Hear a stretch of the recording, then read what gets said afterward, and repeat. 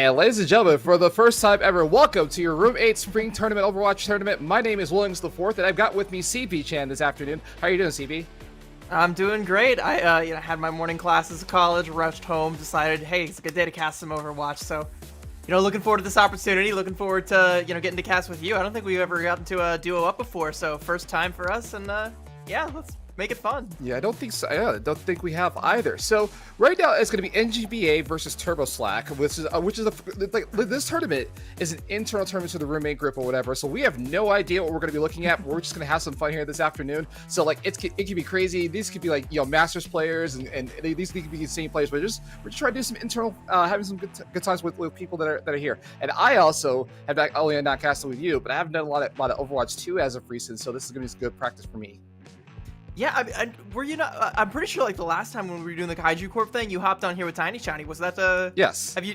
Okay, so yeah, you've done a little bit of Overwatch too. You know what you're doing. I gotcha. I gotcha. We can figure this out. No problem. I'm glad you have faith in me. I really do. So with that being said, we're gonna get our match started just shortly here. Again, we've got all the production here, ladies and gentlemen. We've got ourselves. We got Emma Blizzard in the background, who's going to be observing for us. And let me just check one other thing, and then we will be ready to go here. So the first map is going to be Oasis, and in this new this new world of Overwatch 2, you're not sure what to expect in the kind of compositions this were. Also, some Life Weaver just came out, right? Like I don't know if they're live to the public as of yet, but like it's definitely available. I haven't seen Life Weaver coming out, and even if he was, I doubt we're gonna see any of him in these. Yeah, I think it's gonna be next week that he actually does go live. So not quite yet. The anticipation is definitely there, and these guys might be trying to prep for some comps that might have him incorporated. But I think it's gonna be a little bit more of a fiesta as they just kind of go for whatever might suit the map a little bit better. Oasis is a very interesting one because it can suit like 3 different play styles on each different individual map. You have University where it's really condensed in close quarters, and a lot of people like to bust out the rush there, but then you have City Center, which is like complete polar opposite, wide open, so much free space. You see a lot of Pharah there. You see a lot of dive compositions there. So yeah, for sure.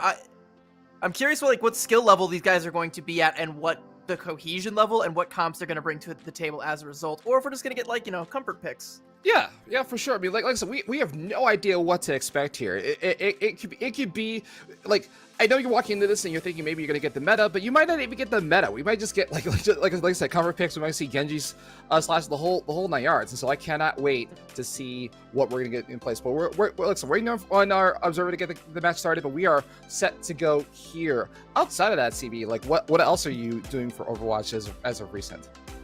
I do have some CGL stuff coming up later on tonight. So a lot more stuff with that, and I'm actually going to be doing the Calling All Heroes speaker series. Going to be attending that and getting to learn a little bit more about about how observing works and how Blizzard's doing right now, like exactly what he's up to.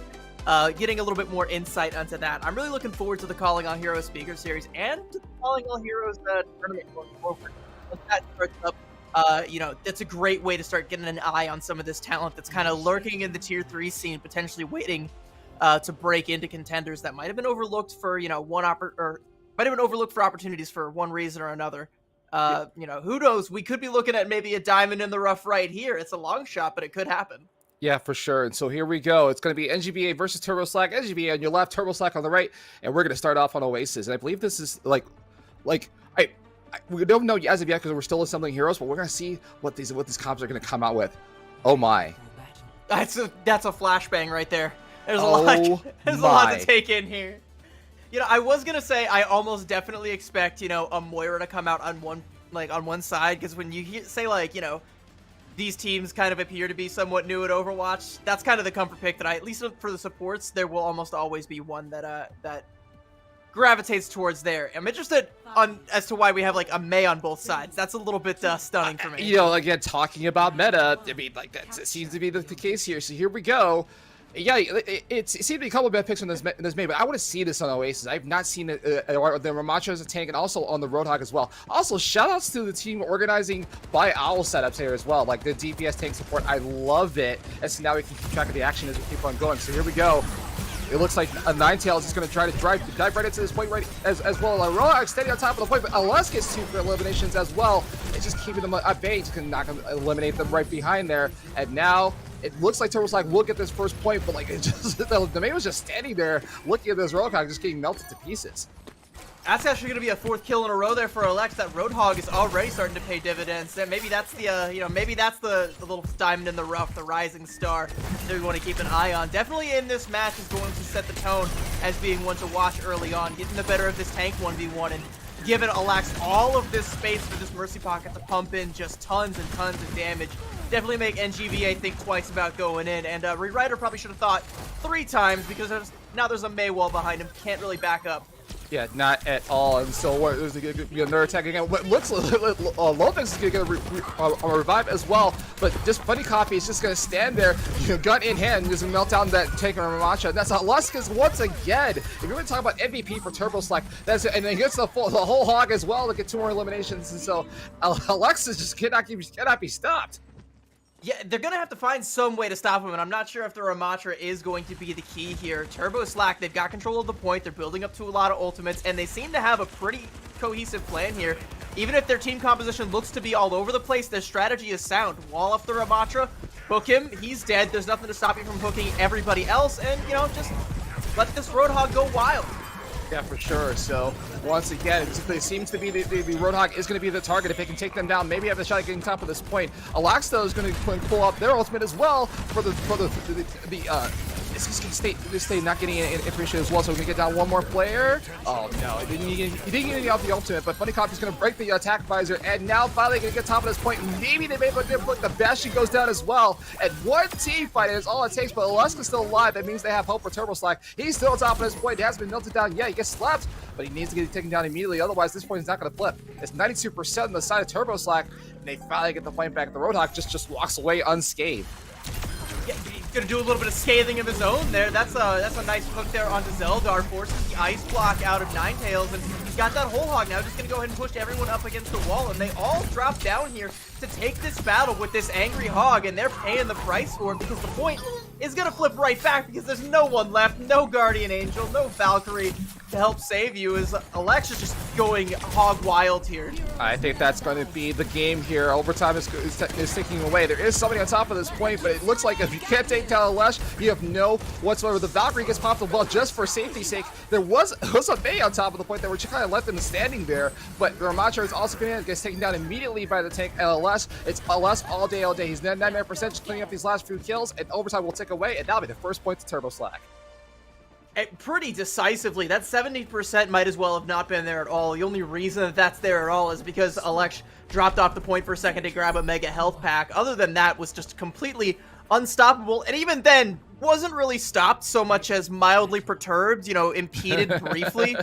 Well, he went down, grabbed a health pack, hit that vape really quick, and then hit more hooks, took more people down, and the more people, it was like a Jackie Chan movie. You ever see how, they'll have one henchman come down and fight him one at a time, and then that guy gets his butt kicked, then it comes another guy, and then he gets his butt kicked, then 2 more guys, and at the end of the day, it's just Jackie Chan, not even breaking a sweat. That's what Alex was like down in that hole right there at the end there. So here we go. It's going to be the point number 2 here for Oasis, and Turbo Slack is up 1-0. NGVA needs to find some kind of answer to this take line, and Alaska's just making things work with this Roadhog, and is still sticking with this pick. We're going to see a little bit of meta come out as well, but NGVA's Rewriter is going to switch over to the Orisa. I mean, I know there's been some reworks in Overwatch 2 as well, and I can't wait to see what's going to come out, but he's got to have an answer for this tank. He needs to take them down, and Alex starting off with the first elimination. And Ninetales goes a little bit too deep there. Wasn't with the rest of the team and does get punished for it. I'm not actually sure if that was a hook that came out to pull that May out of the way, but regardless, the May's going to fall early. A big nade from Zeldar comes through. Suzu is there to cleanse it, and Turbo Slack are still standing strong. All bodies ready to go up on the point while they wait for Ninetales to come back. They take down Funny Coffee, so you trade a DPS for another as Ninetales should be back in the fight, but this Bastion with the Mercy Pocket going wheels down. That Barisa going to get hooked right into range there by Alex there, and now someone please help this poor Mercy who is stuck in the middle of no man's land right now, going for the riskiest res of all time. Lady Ari, she is going to get punished for that one, and Turbo Slack holds strong. Yeah, absolutely. The Mercy, like, when's the last time you ever heard of, like, staggering a Mercy? You know, is on top of the point. So 35% for Turbo Slack, and it's more of the same coming from the original point as well. So now we just need to see if we can get back in. This Rewriter on this Orisa, though, has going to try to ult, but it gets right in the middle of the activation. And so now I just got to play with the rest of this team, unless it's just having a field day, just touching the spawn doors. That was kind of unfortunate to have that, try and go for that Terror Surge there, because Zeldar, who could have maybe supported that with a defensive Bionade, had already used it, and then it got cleansed by the Suzu, so there was just simply nothing in play to help try and support that ultimate from going off, and it's getting punished quite heavily as Alax on this damage-boosted Bastion. A very cursed thing indeed, is still just going insane, pumping in so much damage, and Alex looking for another hook here, knows Rewriter is on the prowl, waiting for that Javelin Spin to go down, and that hook should come out right after. And yeah, Alax actually going to go ahead and follow that up with that Artillery Strike. Ninetales gets cleaned up. And again, they're losing people on the Ingress here over and over again. That anti-nade comes out again. It's once again cleansed. Enderfile has been extremely good about these.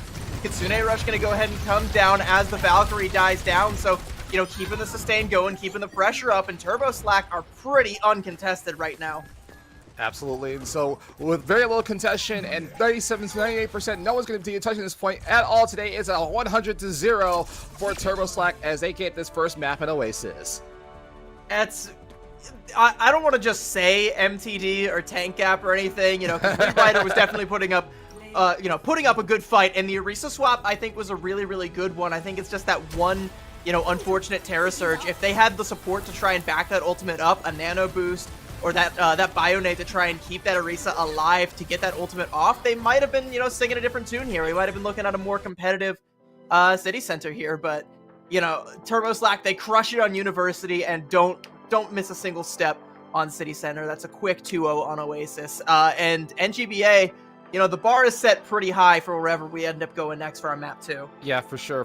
And so and again, Alesk just making things work on the side for Turbo Slack. I mean, was just uncontested. I mean, if I had access to the stats, I would ask, how many times did he get eliminated just in total? I think he was alive the entire time for most of that matchup. And so here we go. So now, from what I understand, it's going to be the other team's pick for the next map. And so it could be any type, it could be any mode. We could go anywhere at this point, right? So like if I were on the side of NGPA, I probably would want to pick something like King's Row or something that's more familiar. But if I'm seeing what I'm seeing is correctly, we're going to Blizzard World, okay? Oh.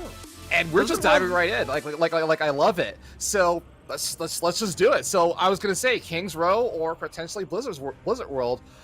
So now we get to see. Oh, there's also a pause. So while we're waiting for a second. Well, let's. There's a pause. 1 second. Let's see. Actually, let's do this. Let's see here. Let's see if I can fix this. Yeah, let's go to a quick break and we'll be right back.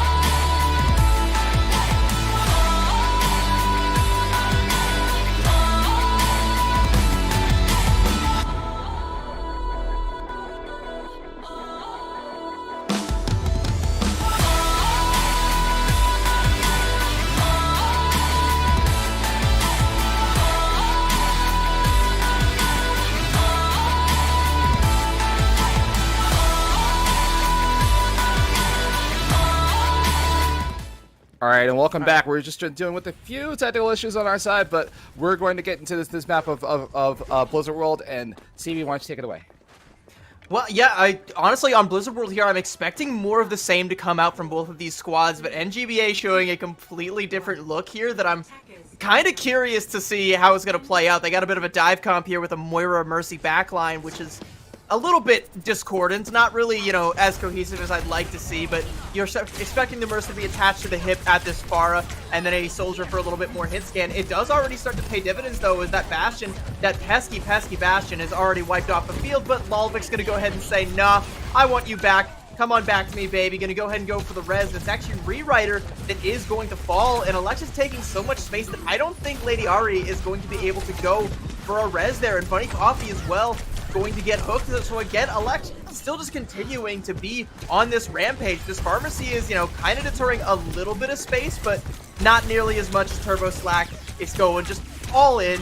They're going all in right now. This Hog is hitting all the hooks, damage boosted Bastion, and this seems to be like their entire strategy. You just go in with so much damage and all the hooks to displace, and NGBA just seemingly don't have much of an answer for it. Sure, they take out Dixon on that May there, but that's not going to amount to a whole hill of beans when you have just about everybody from Turbo Slack on point. They've already captured it. Funny Coffee is back in the fight, but probably shouldn't stick around all that much longer. Does get cleaned up, and this cart should start moving here with quite relative haste. Yep, for sure. And so it seems like that first point is going to go, and we're going to move into the street space of Blizzard World, and Turtle Slack is just going to be in the staying in the attack as well. And so, I mean, this might end up a little bit quick. It should be really quick. They do have their ultimates, and NGBA, they're only coming up on that Coalescence, and potentially that Valkyrie. Lady Ari actually survives the hook combo there. She's able to get out with her life there, but Rewriter goes a little bit too aggressive with his life there. Lady Ari gonna go ahead and pop the Valkyrie just to try and stay alive and fly away, but like Icarus, they look to strike her down. Is she gonna fly too close to the sun? She does. Alax burns her right up and follows it up with Ninetales as well. That's 2 quick kills for this Bastion, make it a third. Funny Coffee, put that tack visor back on. Go put your glasses on. You need to check and see the future standing right in front of you. It's Alax on this Bastion with that Mercy pocket that has been completely untouched, and Alex just continuing to put in the pressure. They haven't even, you know, managed to kill Alex, I think, this entire matchup here, and that whole hog's gonna come out, push everyone off of the point, and they're able to capture point B with even more haste than they did point A. Yeah, for sure. And so, like, just uncontested. I mean, this is probably the fastest street space I've seen in a long time. But either way, the second point is captured, and Alexa's just going to keep on going. Another team fight when it comes for Turbo Slack. They're just keep pushing this payload. And that Blizzard from Dixon was absolutely massive. Gets 3 people caught in its web, snared, deleted, just taken all out. Turbo Slack, they're only coming up on the Kitsune Rush here. That's going to be their only real ultimate, going up against a, you know, Annihilation coming out from Rewriter, but Turbo Slack have shown that they don't really need ultimates, and in fact, they're able to counter NGBA's ultimates quite handily. You know, that tack visor from Funny Coffee earlier didn't really pay off, and they haven't really had a whole lot else come out. The Annihilation does come out, as does that Kitsune Rush, but Rewriter is under so much pressure, and Alex is going to clean him up. The Annihilation finds nothing. Zeldar has, you know, done a little bit of TikTok viewing lately. That Moira gonna fade into the back line, go for a little bit of that biotic grasp, and, you know, isn't completely punished for it. And actually, it's NGBA off the res from Rewriter and a couple of quick pummel kills there. A Blizzard from Ninetales coming in. It's NGBA finally finding their own footing here, winning out this team fight and repelling Turbo Slack finally at 4 minutes and 20 seconds remaining. Yeah, I mean, I get it. It seems like taking a less down on the other side for Turbo Slack is the key to this fight. The one team fight we've seen so far on Blizzard World, and it's going to stop them just short of the point. Now, keep in mind, defending this last piece for Blizzard World tends to be where teams want to stall. Like, if you can't, you know, can't get the high ground game, you can't stop in the first point, then this is where you stall and big for. But here we go. The Rod's just going to come in and not get anyone. The whole lot is going to come out from Les. He was starting to get melted down. He's getting targeted. Finally, he's taking down. The attack prize is going to finish him up. Ninetales is going to come back and take on Alexa as well. And finally, the one last player, the lone May gets staggered out. Another team fight when it comes in for NGBA. They seem to have woken up. I mean, there's a Blizzard for their troubles, but, you know, hey, it was all the worse for wear for Turbo Slack. To be fair, they do have to use 3 ults just to go ahead and, you know, counter out the ones that TurboSlack invested. Actually, you know, looking back on it, TurboSlack invested 4, so that's honestly a really good investment for NGBA, and they can keep this going with Annihilation here if Rewriter decides to go for it, but they're going to be down Ninetales, so maybe they do have to invest it right now. Right now, all the resources are being forced into keeping Rewriter alive, but it's not enough. There's too much pressure from TurboSlack, and he does fall. Hey, Funny Coffee, this is an interesting angle you've got here. The fight's happening in another hemisphere. You might want to get back with your team here quite shortly and, you know, maybe find a nice flank pickoff here. The cart is just pushing forward, and everyone from NGBA is pretty much fallen except for Funny Coffee here, who has picked his spot, decided now is his moment, but can't quite finish off Zenderfile on the Kiriko, and Alex just gonna go ahead and do what he's done all game long and punish that transgression here. Gonna find another hook onto Rewriter, who's still holding on to this Annihilation. The clock is running out, and he very well might need to pop it, and indeed he does. It's comboed with Ninetales Blizzard, so nowhere to run from the suffering that Rewriter is pumping out here. Malvik's gonna go ahead and fall as well. Alex gonna go for a cheeky little hook off the side of the map. Not gonna find it. The whole hog comes out. He's kind of just stuck out in no man's land now. So finally, this beast, I think, for now, has been tamed. Finally has taken down that tank line. Yeah, our team fight win coming. So for NGBA, it looks like just team fighting is their specialty here. And as long as they have the ultimates to back it up, they were definitely being very effective. This is the 3rd team fight win in a row, and 2 minutes on the clock for TurboSlack to finish off Blizzard World. I mean, they got this far, but they just can't seem to push it across the finish line. Yeah, they've, you know, bled a lot of time off the clock effectively, have NGBA, and they're going to have ultimates to keep this one going. That Valkyrie from Lady Ari, she should be able to pop that pretty soon here. Maybe even combo that with Funny Coffee's Tac Visor here. She is going to be forced to pop it as Rewriter falls. The Tac Visor comes out, but Alex once again shuts that down. And while Lady Ari was going for the res, Rewriter is now back, but Zeldar has just about fallen. They finally deal with this pesky Bastion, but Malvik should be able to get a res off on that, and indeed they do. That Mercy is now paying off for TurboSlack, as it has been this entire time. But that wall from Ninetales, quite effective. Dixon can't quite get in there to help out this Bastion Mercy combo, but they don't need it. Ninetales finally cleaned up, and the cart going to start moving a little bit closer to that point again. And the spawn advantage for NGBA has to come in clutch here, as they're about to go up against a wall of ultimates from TurboSlack. All right, so it looks like they finally gets the clear that they're looking for. It's going to push across the finish line, and it's at 57 seconds left of the time bank. TurboSlack will complete Blizzard World, and so now NGBA, if they want a shot at this, they're going to have to complete it with at least time in the time bank to go for extra innings. But TurboSlack did their job finally at the end, finally getting across the finish line. Yeah, looking at where we are, it might seem kind of bleak for TurboSlack because they did, you know, let NGBA complete. But when you think about, you know, having that like 5-minute time bank that they had coming into point C, that's an astounding hold there. Off of those team fights, you know, it often came off the back of heavy ultimate investments. But honestly, if you're able to do enough damage to build up those ults and those investments, you know, help you bleed that much time off the clock, it's worth it, you know, cash out, make those investments, play the stonk market, cash out, take your money, you're good. You know, NGBA, they do have to complete here in order to match, but, you know, getting under that 1-minute threshold, that's going to be huge. Yeah, for sure. So here we go. NGBA will be on the attack on Blizzard World. It's do or die for them at this point, because if they don't complete Blizzard World, that's going to be the end of their run here at the Room A Spring Overwatch Tournament. But here we go. And the same compositions. I will also have to say, to the TurboSlack side of things, keeping the Bastion and the Roadhog this entire time. They have not swapped off of it whatsoever. I have to respect that, right? Like, because the Bastion, it's good to see them back out in the meta to make things work here. But we're also going to see a little bit of composition change for NGPA. Funny Coffee on the Soldier did seem to work out for them on a couple of ultimates and those flank plays that we saw earlier. But Rewriter on this Ramatra may need to be a little bit more effective. So here we go. They just need to they finish Blizzard World, just have a shot at this, and they need to have a better time to go first. So here we go. The good news is, even if they finish, because they got under that 1-minute threshold, they will get extra innings here, so they will get another crack at the point. But, you know, you still have to reach that threshold where you do cap the point here, and that's going to be up to Ninetales to come through with some of these clutch hacks here. We no longer have the meta to try and isolate a tank or try to isolate this Bastion, but this Bastion going to go ahead and get hacked, but he doesn't care. He's in his turret form right now and is going to melt Zeldar like butter. Another hack going to come out onto Alex, but, you know, able to just turn around, clean up Ninetales, and that Sombra is now no longer a threat. The threat is still very much this angry Roadhog, who is going ham right now, and Rewriter going to go ahead and fall as well. Axe on this Bastion. just cleaning up with a mop and bucket. Yeah, absolutely. So one attack phase does not go well for NGBA, but they get to regroup and try again. But their team is like a little bit scattered up across the back. Sombrars is doing a little advanced scouting here, and I hope that Ninetales doesn't get found out. But it looks like he almost did. It looks like you just saw the Roadhog just saw and tried to hook them away. But we're gonna see what they can do. Let's have them regroup, try to make a cohesive act. When they work together as a team, they tend to do well. And so I hope NGBA will use some of that magic they had on defense and pull it out here for the offense for Blizzard World.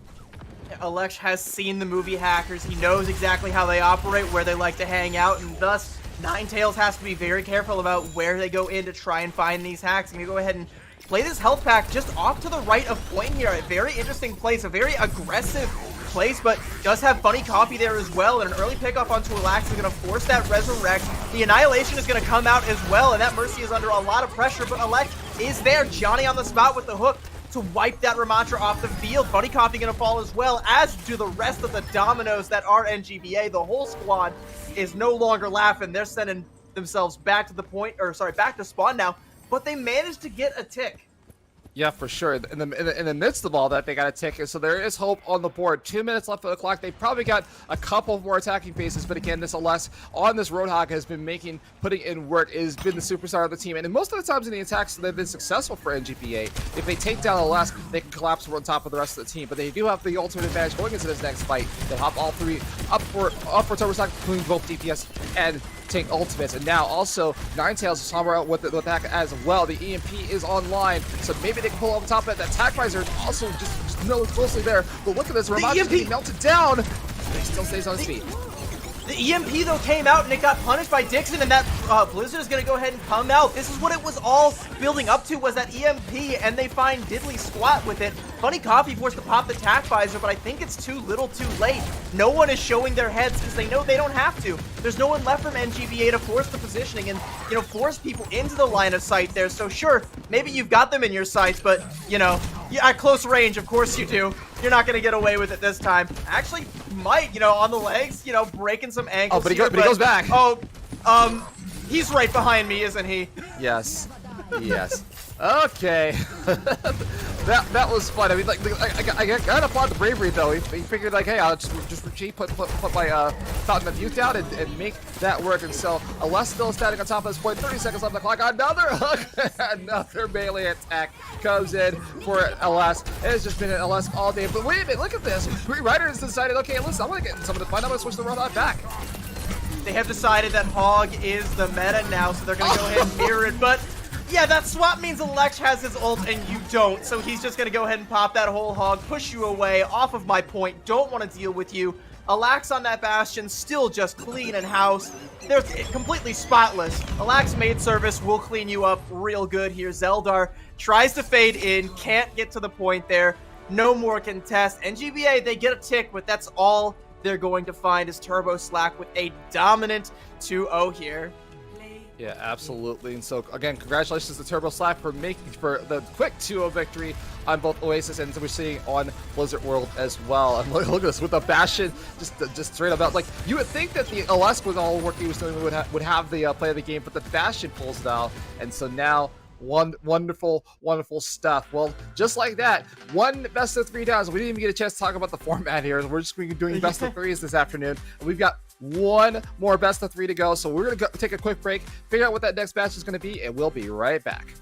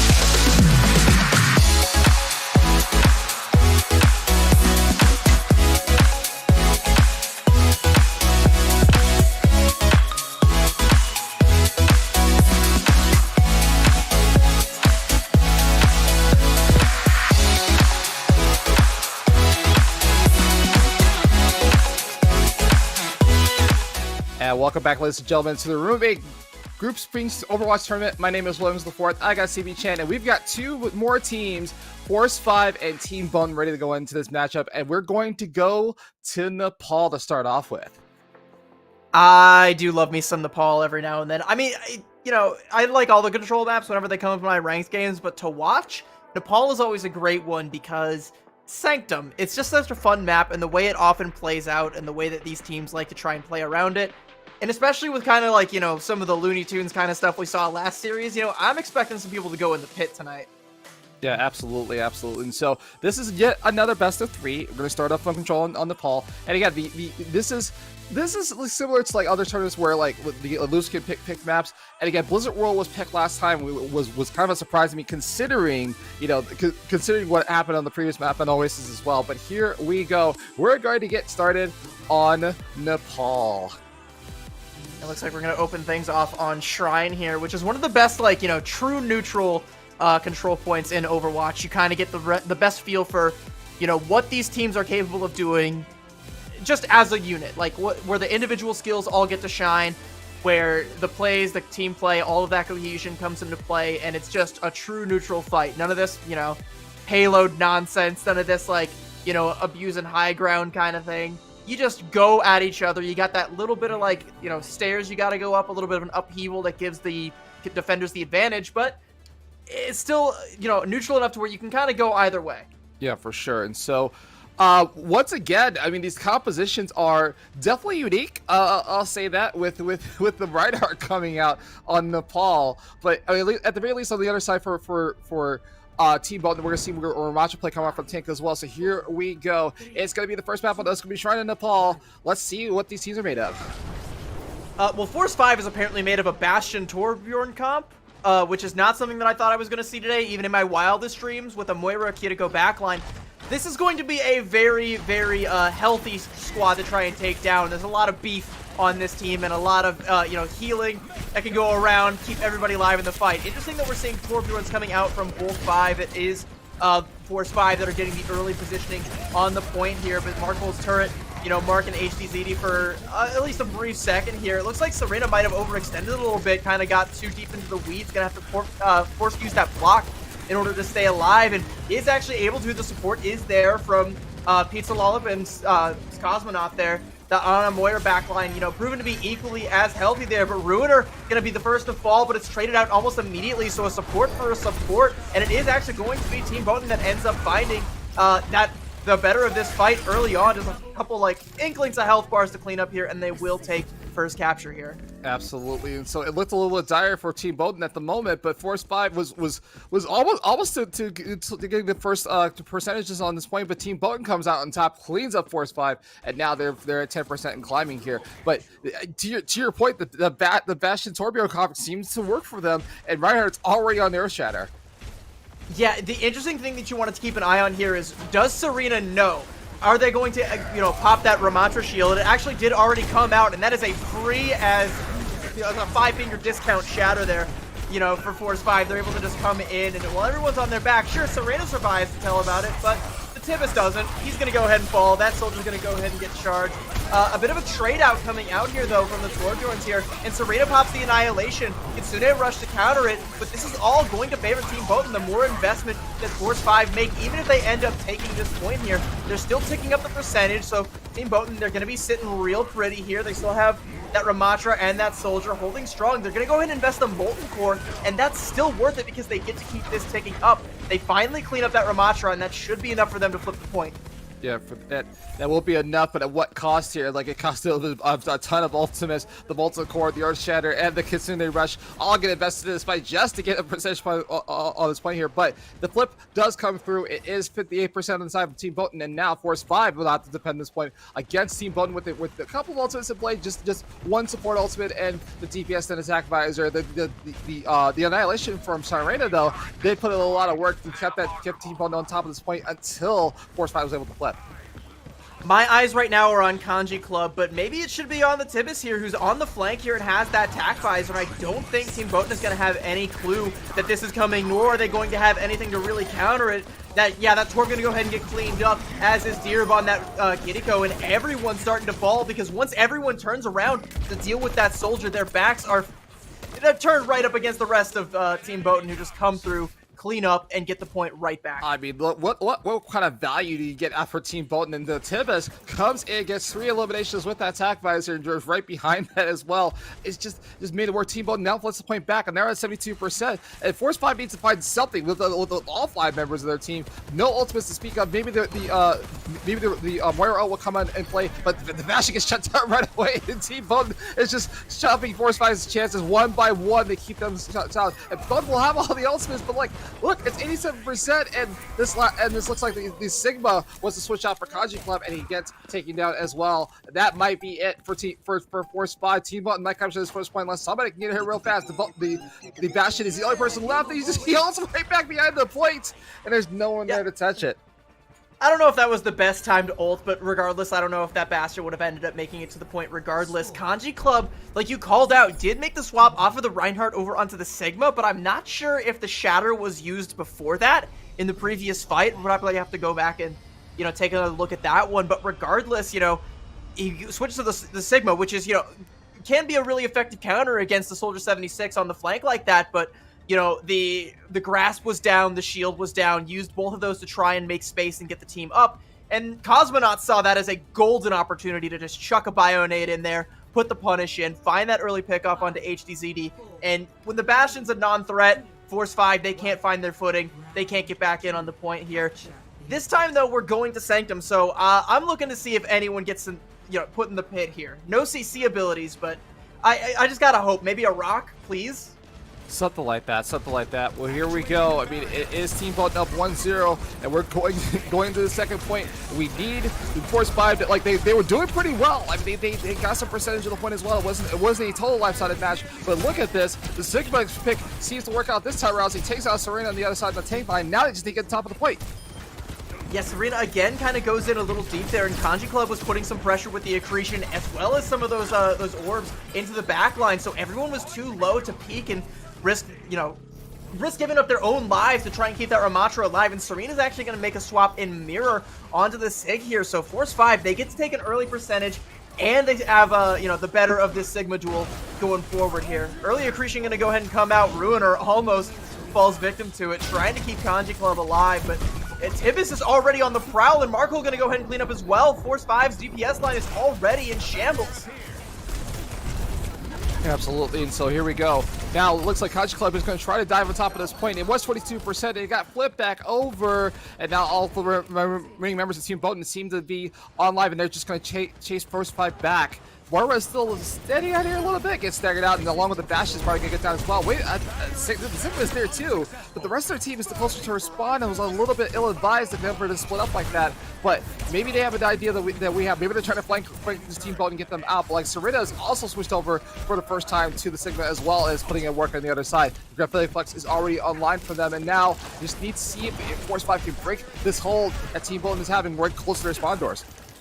They're going to have to try and rely on Kanji Club's Gravitic Flux here, which I think is why they've been playing this point here, trying to find time to build up to that ultimate. And now they're looking for the opening to use it, and they did indeed find it. They're actually going to go ahead and pop the Coalescence and the Valkyrie as well, but it's actually Kanji Club who ends up getting slapped back down to earth, courtesy of Serena, who had that Gravitic Flux, and they built it so fast there. Able to, make that mirror swap and then go in. That is another huge nade from Cosmonaut, by the way, a 3-man. The cleanses is there, and everyone's able to play safe, so no kills come of it, but it forces enough positioning for Team Bolton. They don't have to sweat at all. They can go ahead and send Tibbus in with a flanking tac visor. He's going to get punished for it, but, again, you still take that, You still have to force all this positioning. Team Bolton still have to try and, Force 5 still have to try and go up against Team Bolton, who have all these ultimates to their name. They have this Molten Core. They still have a Nano. They're coming up on another Gravitic Flux, and they might not even need it. And again, Force 5, it looks like they're going to be forced back. Yeah, for sure. The Molten Core coming out from Article gets a key pick for the push for Force 5. Where's that turret placement? That feels that feels illegal. That turret can just be up there. Anytime Force 5 poke their heads out onto the point, that's going to be plinking away at them, and they seem to have no idea. Serena going to go ahead and give them a little bit of amnesia, a concussion, sending them back down with that gravitic flux. And you've got Kanji Club on the Roadhog here just trying to take some points.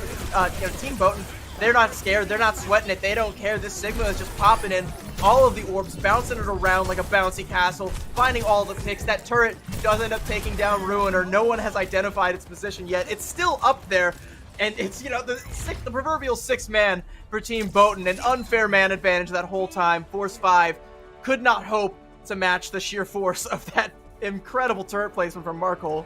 We're gonna have to check the rule book of this one because I don't know if we can actually put a turret up there. But if that's the case, good luck to you. That's probably why you're playing Torb in your comp games, right? But here we go. Team Botan will go up 1-0 on Nepal, and it was a lot back and forth. It wasn't a straight fire kind of shot here, but it would definitely was stronger on the side of Team Botan. But it was going back and forth. Like this was a lot more competitive than we saw earlier today. But that's good for Force 5. They can definitely regroup and try again for this next map, which should be their pick.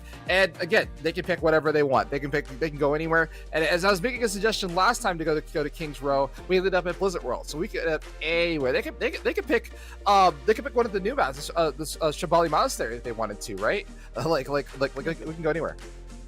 King's Row, I do think, would be a good pick because we see a lot of teams these days kind of gravitating more towards that rush comp, and we did see, Force 5 already come out with that Reinhardt, so it might be something that's in their wheelhouse, that's something in their best interest. And with how close those 2 points on Nepal were, I mean, Sanctum wasn't really that close, but Force 5, they got some good team fight wins in there. Every fight on Shrine was kind of back and forth, so it could have gone either way. It looks like we're actually going to go back to Old Faithful, I guess. It sounds like we're going to Blizzard World. What is this world we It's Blizzard World. What is this? Like Blizzard World, top 5 hybrid map nowadays? All right, well, this is do or die for Force 5. They have chosen the demon is in Blizzard World, I should say. So we're gonna see, and it looks like they're also gonna stay on the same side as well. So we're just gonna run right into it. Maybe they saw, Election and Alax on the last map there, and they saw how quickly they just breezed through Streets phase with that Bastion comp, and they were just like, hey, we play Bastion. Let's just do that. We'll just do what they did, and we'll be fine. Easy peasy, Go just, brute force, walk right in, wheels down, turrets out, melt everyone's health bars like butter, and then, pop off for, a lemonade and a ice cream cone after the match. Yeah, for sure. So, with that being said, it is going to be Team Botan. Botan, I'm sorry, it's Botan. It's Botan. It's not Botan, it's Botan.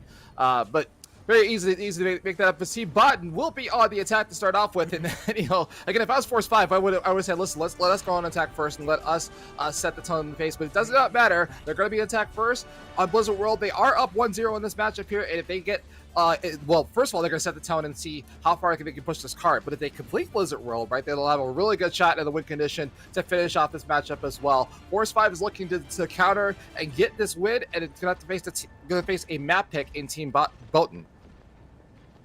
I mean, from right now, it kind of looks like we're picking up where we left off in the last match. Force 5, their team comp hasn't switched out all that much. You do have Deer coming off of that Kiriko and moving over to a Mercy, so probably going to be looking to pocket HDZD, keep that Bastion more healthy, more of a threat with those damage boosts. On the other side, though, Botan, they've made one change that I definitely want to highlight. See if you can spot it. Chat, bust out your detective, what's it, magnifying glass there? Yes, for sure. So you can identify the Junkrat in the DPS line and the potential silliness that may cause for a team like Force 5 as Team Botan tries to make their way through the choke point here. Wreckballs actually falls really, really low and does get punished by the Tibis there, and Kanji Club already has to back up. They're down a man, and Team Botan are already, with the power of all of this spam from the Moira and the Junkrat and the shields just melting before their very eyes, they can just go ahead and walk right up. They've already started to take some presence on the point, and Force 5, they have to continue to hold the S key back up, not give up too much ground, lest they start risking, giving up some ticks here, which they definitely don't want to do, but they can't afford to play too far forward. Kanji Club has to be the lone man, but if the Sigma shield is going to cut them off from him, and everyone else, they're forced to try and pick up the pieces. HDZD falls, Force 5 again losing in DPS early, and now they're forced completely off the point as Kanji Club is going to fall courtesy of an accretion. Bit of a Sigma gap there. And, sorry, but the turret cannot contest. It can only be a minor annoyance and not one that Team Botan is sweating anytime soon. Absolutely, and so we're going to move into this freeze phase with 5 minutes and 16 seconds left on a time bank. A very quick push and a capture for this hybrid point for Team Botan, and now they're going to push this cart and see how far they can go. And if it's anything like this first point, it's going to be curtains for Force 5, but they do have both of us support ultimates in place, and also, I mean, like, they also switched out for Reaper as well, and getting to that 50% mark, and so we're going to see if they can get some effectiveness off of that. But this cart is moving uncontested so far, and Force 5 is on the high ground. How are you going to contest it when you're in the sky? That's how a sleep dart from Cosmonaut, or sorry, no, that's from Ruiner that came out to go ahead and put, you know, Serena back down on the ground, but once he wakes up, going to be very angry, takes down HDZD. Gonna go ahead and res that one right back up, but a lot of resources from Force 5 being forced out, but that Gravitic Flux might be the death nail for this fight here for Team Botan as they do take down the Tibis and Cosmonaut there. They lose HDZD yet again, but I think Force 5 have done enough to maybe stabilize here. Yeah, absolutely. They have done enough to stabilize, but they're gonna. This cart is still moving so far. Serena finally gets cleaned up, and that's the last player for Team Botan, and left for Team Botan. And they're gonna make sure now gonna keep this cart. Like, the Widow comes out. We didn't see the Reaper ultimate or whatever, so they just gave a little percentage point to play the Widow. Okay. Hey, listen, they like HDZC knows something that I don't. I think what HDZ knows is that the Reaper swap was not the best, not the best one to go for there, and also knows that a one-shot headshot on Widowmaker can put a support in the dirt and win you the fight. Just like that, Cosmonaut didn't see it coming. HDZ, yeah, like you said, even something you don't, got that critical information, and Cosmonaut was right there with you going, huh? What was this? Yeah, but other than that, I mean, Force 5 seems to be missing the critical information that your Flex whips, but it makes you're still keeping Team Botan behind this archway, and HTCC is also contested in the backline as well. They're not even worried about it. There is Sleep Dart coming in for the bot, but here we go. Now it's going to be the sorry, I messed up. You need to take this. No, that's okay. Botan, they messed Force 5's up pretty good there. Gonna go ahead and invest nearly every ultimate. They hold on to that Riptire, but what do you even do against a Gravitic Flux, a Nano, a Coalescence, and Attack Visor all at once? I was looking for Coalescence. I'll tell you exactly what you do. You roll over and you die and say, please not again. We'll take this next fight. We got time for one more contest here as the cart starts to roll into point B. No C9s going here. Kanji Club going to be Johnny on the spot there, but that's a huge nade there from Cosmonaut. Pressures that DPS line away, and Kanji Club falls because he had no backup. They couldn't peek their heads out to protect, and everyone from Force 5 falls. We cap with 350 on the time bank. Team Botan, they're looking to complete here. Yeah, absolutely, and they just keep on rolling. I mean, like one team fight loss from Force 5, and then they lose point 1, and then a second team fight loss might get them halfway to point 2 as well. So Force 5's got to stall here. Now again, just like we saw last time at Blizzard World, this is the place to stall. This is the place to hold teams. If you lose that first point away, you just keep on going for it. I thought I saw, well, okay. So where's the ultimate coming from? But here we go. The Junkrat Tire is online for Markle, and he might be trying to get down to and the Kanji Club, yet another tank switch gets over into the Ramatra, speaking of which. And they're just trying all the compositions to see if they can make it work. Yeah, they should probably, take another look in their back line here as the Tibis is on the flank here. Gonna go ahead and get pressured away. Markle, with some of that Junkrat spam, able to pressure the soldier away. Still holding on to this Riptire, and at this point, the threat of the Riptire might even be more valuable than the actual Riptire, especially when you have the threat of a nanoed annihilation coming right at you. Full force Kanji Club is going to get slept there. Great play from Cosmonaut, but everyone from Team Botan kind of hightailed it back. Just so afraid of that ultimate, but going to come in with a Gravitic Flux. It's going to wipe down Rekvelos, and Kanji Club is super, super low. A Coalescence coming out from Pizza, going to go ahead and pressure that Ramatra back a little bit more. Great Suzu to keep everybody alive, but there's not enough healing to bring them back to life once they're done, and that's going to be that back line of Force 5, backing it all the way back up into the spawn doors, just waiting for Big Brother to come back out and help fight the bullies that are Team Botan. I have to say though, the Kanji Club got slapped, then he got Gravitic Flux, and then he got melted, and it's just all with the Riptire coming in from Markle. It's going to take down 2 as well. Just all the ultimates coming out in play. They need to finish out these last player in Kanji Club, and that's going to be a team kill ringing out, and that's going to be Team Botan finishing Blizzard World with 2 minutes and 1 seconds left in the time bank. And I was just praising them on their play, and now like just all the ultimates to finish everything out. And so like it looks like a really cool, strong team here. It was really and also a very decent time bank for a team for a very decent time bank, I should say, for Team Botan. You know, we were talking about how these two teams looked a lot more evenly matched than the teams last time around, but if you look at the time bank right now for Team Botan's cap, it's not necessarily as close as the last fight was. Which doesn't really bode well for Force 5. You know, they at times were passing the eye test. They looked stronger. They were holding a little bit further up. They were able to get it done. You know, HDZD with a couple of big pickoffs there on the Widowmaker paid dividends for this squad. But, you know, 2 minutes in the time bank, that's going to be kind of a tough hurdle to climb here, because we do see that Streets phase tend to bleed a lot of time off of even the beefiest of time banks here. So Force 5, they're going to have to pull an ace out of their sleeve to try and match that time bank, and that ace might just come in the form of a very strong, muscular Russian woman. Yeah, the Zarya, which is near and dear to my heart, because as an outtake from Overwatch 1, I was a Zarya main, and Zarya bubbles all around. So here we go, is Force 5 on the attack. They need to push the cart all the way to it and complete Blizzard World to even have a shot at this. If not, Team Botan will win this 2-0 and move forward into the bracket here. But Force 5, you know, they have some signs of life in their defending phase. Now let's see what they can do in their attacking phase. Yeah, it's time to put up or shut up with this attacking phase. It all is going to ride on this. You have a win condition, and if they're not able to meet this win condition, I think the lesson here is stop picking Blizzard Worlds. Go back to King's Row. You know, be a little bit predictable, perhaps.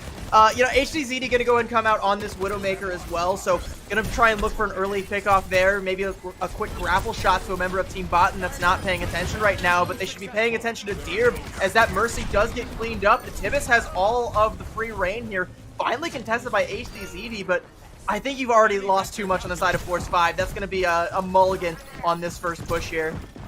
Yeah, for sure. Just like Force 5 is just getting staggered out. Like the Widowmaker, like it didn't work out for them last time. They didn't get no value whatsoever on this first push, and so now with 3 minutes left on the clock, they need to find an answer here very quickly. Otherwise, I mean, like this is already not looking too good for the Streets phase if they're losing this much time on the clock for capping. Remember, Team Botan did get this point very quickly. But wait a minute, the Widow.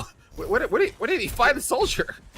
Yeah, I think Soldier went back up to the high ground there. Tibis trying to play that angle again and split off HDZD just like last time. But just like last time, HDZD split his head clean open with a headshot there. Meanwhile, the rest of Force 5, Kanji Club decided that the power of pink hair and pronouns was not enough. Gonna go and swap over to that Mirror Sigma here. So we're getting that Sigma duel again. The Tibis, I believe, got rezzed and collapsed back there on HDZD. We'll see if Deer decides to go ahead and bring that one back to life and continue on this, you know, they're destined to fight forever, these two. It looks like no, HDZD actually going to go back to spawn, swap to the Bastion here. And meanwhile, on the point, Force 5 are still trying to find their footing, and a Coalescence might be the tool that they use to accomplish it. But Team Botan are coming up on a lot of ults, like this Molten Core Margle going to lay out the red carpet, and everybody has come to the ball this time. That's the other Torb, and the entire backline of Force 5 just wiped up. Got their picture taken, though, got to, you know, hang with the Starlets for a little bit, but you know, again, another try at 2 minutes on the time bank. Force 5, they have to find an answer. Marco, MVP here.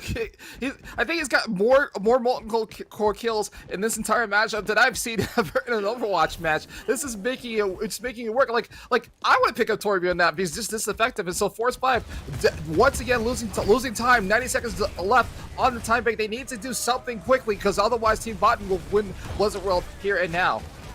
They are starting to come up on some key ultimates. They can use this Valkyrie to kind of, you know, stagger some things out. But Cosmonaut with a huge nade. Deer, despite being in that Valkyrie, has to try and play safe. She does finally, you know, get back into the fight here, get back up to full HP, pop that Valkyrie, use that damage to try and pressure things out. Tibis on a flank here with attack visor though. Rekfello's gonna fall. Kanji Club falls. HDZD falls. Deer falls. That's a 4K for the Tibis here, and the DPS from Force 5, or sorry, the DPS from Team Botan are the force in this matchup right now.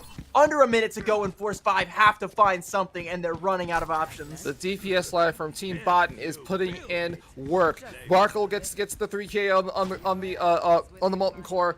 Tibbus gets the almost damn near the 5K on the Tac Visor, and this might be the final push for Force 5. They only have like 2 ultimates to their name. The Molten Core and the Graphitic Flex will have to do. They'll get some other ones in the middle of this fight, but they're gonna have to do something now and fast now.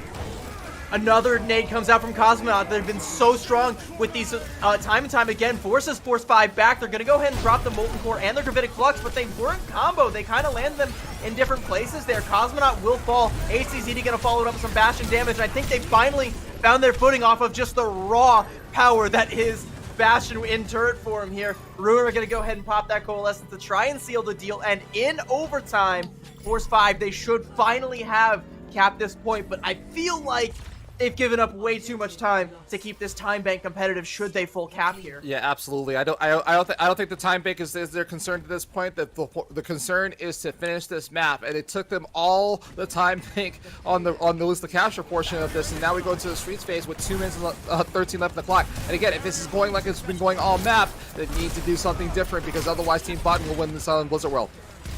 Yeah, and Team Botan, by the way, are lapping Force 5 in terms of ultimates here. They've already got a full house yet again. Ruiner gonna go ahead and fall. You don't even need an ultimate if you just hit the headies there. So you're gonna be forced to res that to keep that backline at full strength. Kanji Club a little low. Gonna need to be healed up. And Force 5, they're still at full strength here, but they're going to need to find something. Is it going to come from this artillery strike from HDZD? Is anyone going to get caught out? It looks like no.